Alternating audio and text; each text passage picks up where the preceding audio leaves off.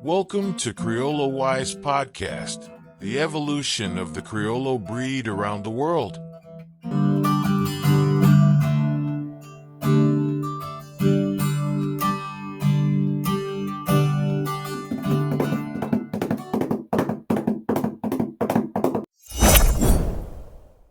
Ever heard of a horse with one eye who became a champion? Sounds like something out of a myth, right?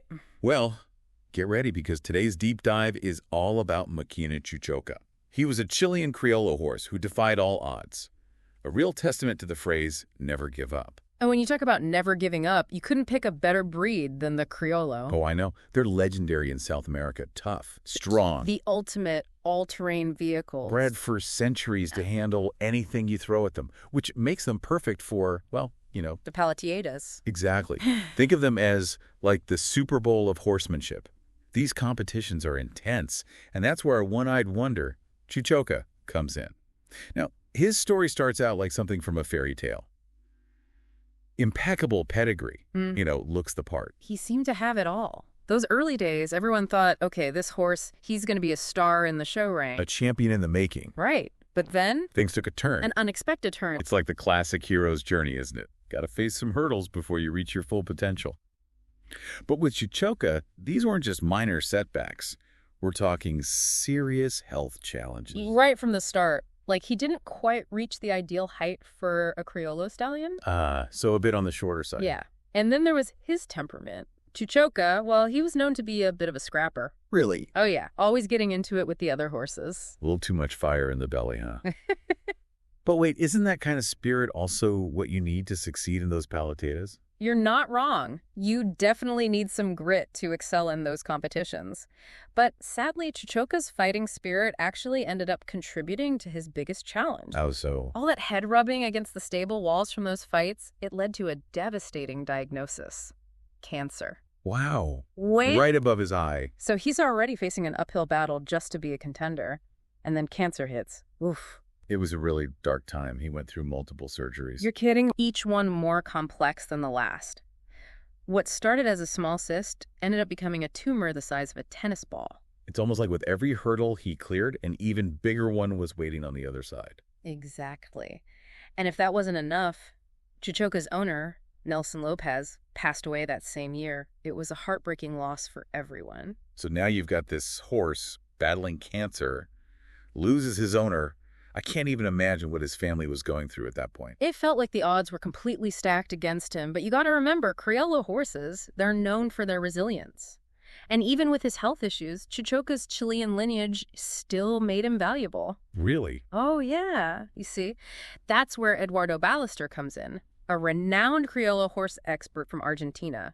He saw potential in Chuchoca, even with all the challenges. Wow, that's incredible. Someone willing to look past those surface issues. That says a lot about Ballester. Right. He had real vision. So Ballester, he makes the Lopez family an offer they couldn't refuse. He proposes taking Chuchoca to his ranch, San Baldomero, for specialized care. San Baldomero. Famous ranch. And he just whisks him off to Argentina. Just like that. Well, he offered to cover the costs of that third surgery, the really complex one. That's huge. A real turning point for Chuchoca and the family. A glimmer of hope in a dark time. So Argentina becomes the setting for this comeback story. What happened when he got there? The surgery, it was a success. I mean, they shrunk the tumor, but sadly, it did mean Chuchoca lost his eye. Oh, that's heartbreaking. In a breed where looks are everything. I mean, can you imagine? Right. It's like, this horse has already been through so much. And now this. Did people doubt Ballester's decision? Probably. I bet they could. I mean, to invest so much in a horse with such a significant setback, some folks probably thought he was crazy. What about the family? Were they worried? I'm sure they were, but they knew Chuchoca was a fighter. He'd already overcome so much. Plus, at San Baldomero, the best possible care. So he's got this top-notch team, this incredible resilience. Did he start competing right away? And this is where things take a really inspiring turn, despite everything. Losing an eye and all. Chuchoca starts breaking records in the Paleteadas. He just blew everyone's expectations out of the water. That's incredible. Like something out of a movie? Did he have to adapt his technique at all?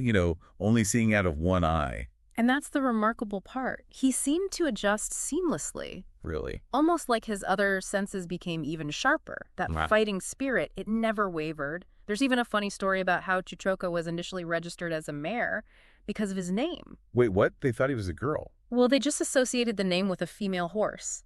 Wow. It wasn't until they saw him in person that they realized the mistake. Never judge a book by its cover, right? Yeah. Or a horse by its name. So here he is, this one-eyed wonder horse, exceeding all expectations in competition, defying every obstacle. And this is just the beginning of his triumphs. Remember, the Lopez brothers, they eventually went to visit Chuchoca at San Baldomero. I bet that was an emotional reunion. What was their reaction, seeing him like that? They were thrilled, of course, seeing him healthy and happy. But Ballister, he had some news for them. At first, it seemed like another setback. He told them that Chuchoca wasn't covering mares. So he couldn't, sire foals? After all this? Right. It seemed like a cruel twist of fate. And it does. But remember what I said about Chuchoca's fighting spirit. Turns out he was just a little more discreet than they initially thought. Okay, now I'm really intrigued. They later discovered that Chuchoca was actually quite successful, just working under the cover of night, shall we say. You're kidding. So how successful was he? Let's just say Chuchoca was a busy horse that first year at the ranch. He sired foals with 30 mares. Hold on. 30.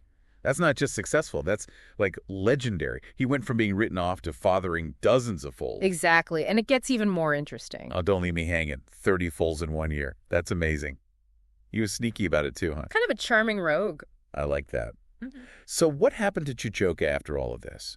Did he live out his days peacefully at San Baldomero? He did. Yeah. And his story, it continues to inspire people around the world. I bet. Those 30 foals, they carried his genes, His resilience, that fighting spirit, he became a symbol of overcoming adversity. Really, a legend. Wow, what a powerful thought.